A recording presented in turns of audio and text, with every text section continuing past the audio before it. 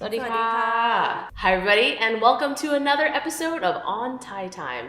But this is a special episode, right? This is a mini-sode. A little mini-sode. Yeah, because we really wanted to talk about this specific topic, which has been very, very hot off the presses.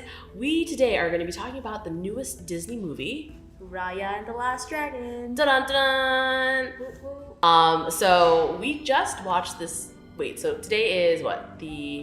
Today is the 12th? The 12th, and we watched this last night. So the movie's been out for about a week or so, right? I think it came out like last week. I think so. Last Friday. Okay. Yeah, we've heard many great reviews, and we're like, you know what? We're just gonna suck it up and get premiere access. Pay that $30. So thank you so much, Disney, for even providing us the opportunity to watch the movie from the comforts of our own home. Right. But you went to the drive-in. Yes, I went to the drive-in near my house, and it was a really, great experience. I made like a little date night out of it. And it was really fun. We went to 7-Eleven, got a bunch of snacks. Oh my goodness, Thai snacks? No, is it? No, I wish. But that's okay, because we actually have Thai snacks today. Yeah, we do. For the podcast. Some Lay's. I have Thai sour cream and onion flavor. Oh yeah. Well, I have rot miang kam, which is the miang kam krop Ross flavor. So I've always compared this specific Lay's flavor to a bowl of Fruit Loops. Yes, I know you seem very confused. I see the face of confusion. I've had that. I don't see the connection. It is there. Okay. For those of you who love Thai Lay's, you can get this here in Los Angeles, but you can also order it online, and it tastes like Fruit Loops. Anyways, let's get back to talking about Raya and the Last Dragon, because we always go off track when we talk about food. Always. That is us. Yeah. So we actually knew about Raya and the Last Dragon before it was known to the public. We were specifically told to keep it under wraps. Hush, hush. Yes. We had the opportunity to go to the Disney Studios here in Burbank, California. Right. And we met with Fawn. Yeah. I believe the head story writer behind this movie. Yes. And we had a whole walkthrough of the studio area, and they wanted our organization to kind of help come up with a themed, was it like a themed lunch or something? Yeah, like a themed lunch showing, how to make Thai food. I think they really wanted to know like the movements and the ingredients and like stuff. breaking down the whole process and the dish itself. Right, and during the walkthrough, we were able to go into a room that was decorated with Raya the Last Dragon, stuff like knickknacks and like even like the couches, the posters, walls. like everything was themed for that movie. It was so exciting. Yeah. This was what, back in March of 2020? No, even before that, January. 2019. No, it wasn't in January. It Wasn't it? Even before that. It was in 2019? It was like, because we were supposed to do this we were supposed to do it in April of 2020. Yeah. So maybe the beginning of the year? Maybe. I don't remember. Well, it was definitely a few months beforehand, and then all of a sudden everything kind of closed up. Yeah. As you know. It just got canceled. Yeah, and we never got to go back to that. But, after seeing this movie full circle, it is, I can't stop talking about this movie. Yeah, definitely. It really showed, Southeast Asian culture where like I wish I had this growing up, especially being here in the US. Like I came here when I was in first grade, right? And then growing up, people were like, so what Asian are you? I'm like, I'm Thai. And they're like, oh, okay, I thought you were Chinese. And that's literally the only thing that they can associate me with is like Chinese. And they didn't know that like there's this whole Southeast Asian part of Asia at all. So yeah, it would have been nice growing up to, with Raya. For sure. I mean, I think, so I'm obviously older than you, so when I was, was it high school or something, there was Mulan. And I think for me, Mulan was the closest association to something remotely Asian. And I love that story too. But, looking in hindsight, had there been a Raya back when I was a kid, oh my goodness, to be able to see the same fruits or the same dishes that I ate in an actual Disney movie would have been revolutionary for me. Yeah, like I wouldn't have felt weird. Oh my gosh. Eating the countless things that I took to school, and people are like, what are you eating? Yeah. It was, I don't know, it just like really warms my heart, to have this movie out there. And yeah, I guess we should get into talking about the movie and we're planning on talking about the Thai elements in the movie. Or the Thai elements, or like Thai inspired elements that we noticed.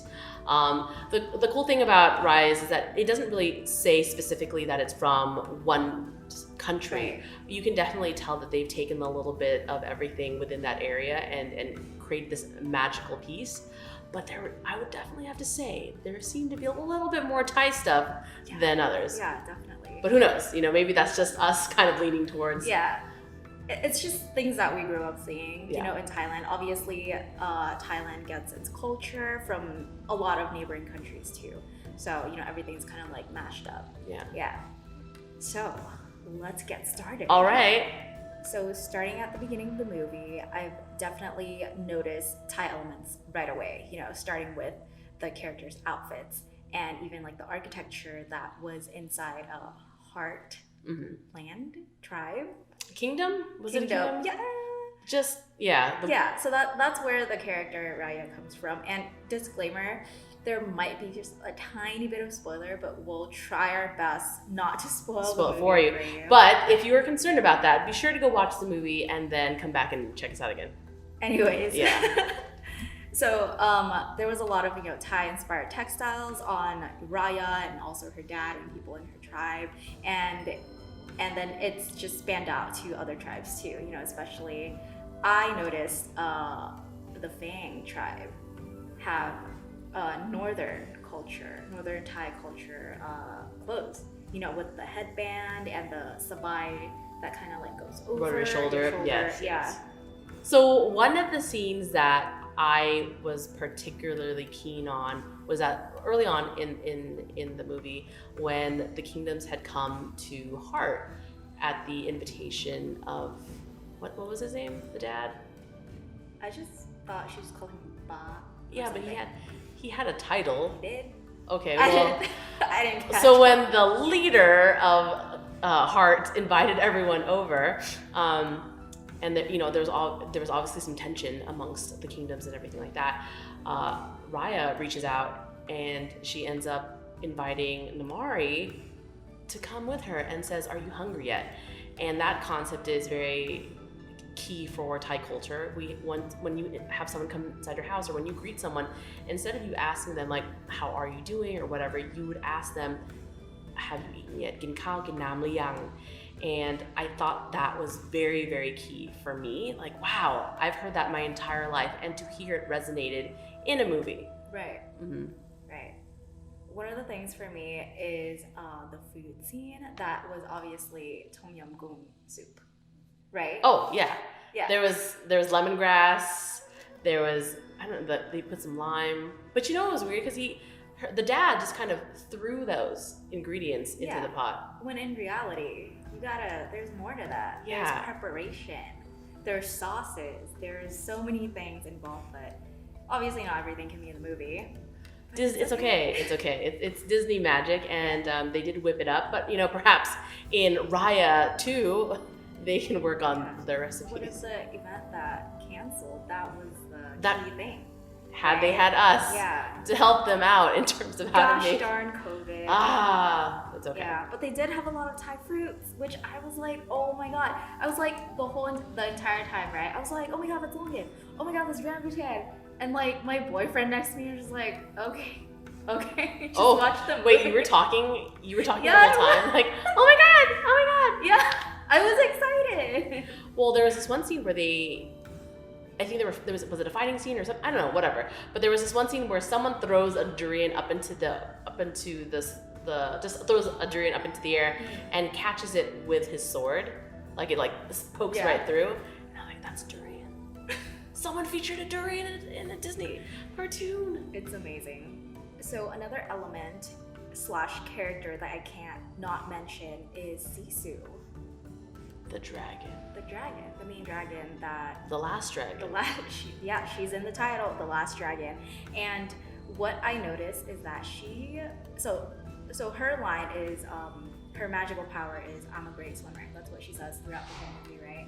And I was like, wait a minute, that's Payana in Thailand. But is a payanak for Thai people, is that not a snake?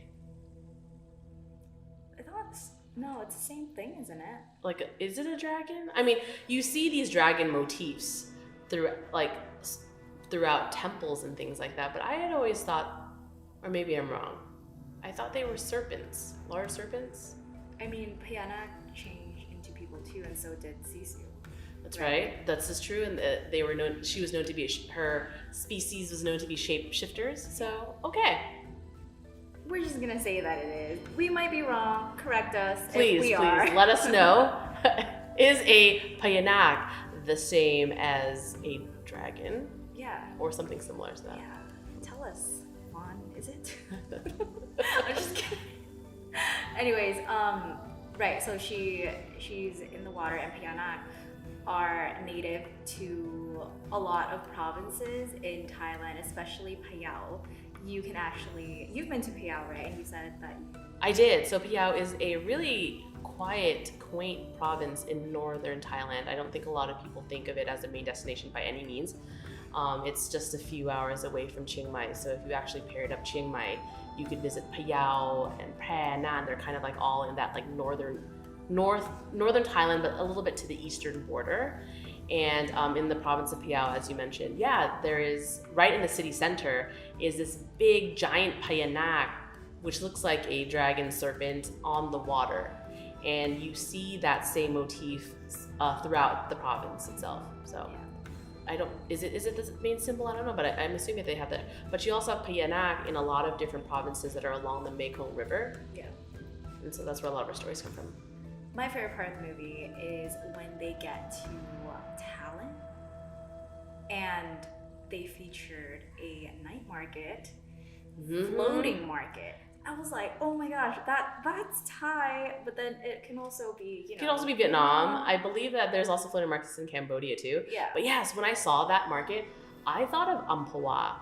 Yeah, yeah. Dude, it looks a lot like Amphawa, but I mean, it can be anything. It could be, I'm not saying that's Thai, but Amphawa, being that it's only an hour away from Bangkok, and it's a market that's open at night, which is really key too, because it's built around this small little city, this little canal, and you would go to Amphawa to actually sit on the boats, and you can go see the fireflies. So you'd see like all of the old architecture in the area, and go on a little firefly tour and eat on the boats and things. That sounds amazing. Mm-hmm. It was amazing Thailand. Look what I did there. Look at that, you inserted that really nice and smooth, buddy. Yeah. Okay, so since we're on the topics, or we're going back to the topics of characters, the supporting characters are Bun, Tom, and Noi, which was confirmed by the story lead that they were in fact Thai names. They are. I think I definitely know a Bun in my life. I know a Noi for sure. Yep. And a Tong. Exactly. So my whole group of friends is in this movie. Yeah.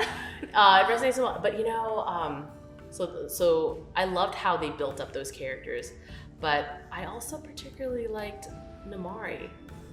I know she was kind of like the bad one, but when I saw her, I was like, she really reminds me of someone. Did she remind you of anybody? Oh yeah, definitely. Can we say who it reminded us? Yes, we can. Yeah. So Namari looks a lot like our boss. Yep. And we will insert a photo right here, like as a side-by-side, bing, bing, bing, or whatever. They have the same facial structure, almost the same hair, definitely the same gusto. Same facial expression. Yes. Yeah. It was all there. So not only did this movie cover our culture, but it also infused our work life into it too. Yeah, dude. Like when she grew up and then I saw her again, I was like, wait, what? I was like, wait, she looks familiar. I know her. You literally sent me a text message and said, there's a character in there that's like Siri. Siri is our boss. And we're like, and then I immediately stopped whatever I was doing. Mind you, I was working on something last night. I stopped just so that I could subscribe and get premiere access to RAYA. So if that is not dedication, I don't know what is. Hey man, it was worth it. It was. Yeah. It was. Anyway, so going back to Boon Tong and Noi, so on the boat I actually noticed a lot of Thai food. Or like, you know, it's probably, yeah. I just think it's Thai food because I've seen it in Thailand, but obviously, you know, it's probably from some... Within the region, other because countries too. other countries definitely congee, you know, the congee in the soups. That's not something that's far off at all. I also noticed satay chicken. You did too, right? I saw it. Okay. Was it Boon who had it in his hand? Yeah. I was like, hey, I know that. Mm-hmm. Yeah, I screamed it out too. You did? I did. Oh my god, you're like, going. It's satay chicken. Chicken satay! Wow, thank goodness I wasn't in the car with you. Yeah. Thank goodness it was in the car, not a theater, you know? And another very, very important character is Tuk Tuk, or Tuk Tuk, which was again confirmed by Fawn, the story lead that is inspired by Tuk Tuk, the three-wheel... the motorized rickshaw. Yeah. In Thailand. Yeah. So if you haven't been to Thailand yet, they are everywhere. Mm-hmm. And it's so easy to flag down. You get on them and they zip around. Yeah. It's very similar to how Tuk Tuk zipped around in the movie too. He just curled up into a little ball and everywhere. It was really clever. Genius. Way to use the name. I know. Good job. Good job, Disney. Applause to you guys. Yeah. So getting to the end, right? They actually showed the Fang tribe's tribe. The Fang tribes. Wait, people? Yeah, people. The architecture, villagers? Oh, maybe entire the kingdom? village. Yeah, the kingdom. Okay, towards I'm the not sure yes. if it was a kingdom or not, but yeah, I would just call it a tribe. Whatever.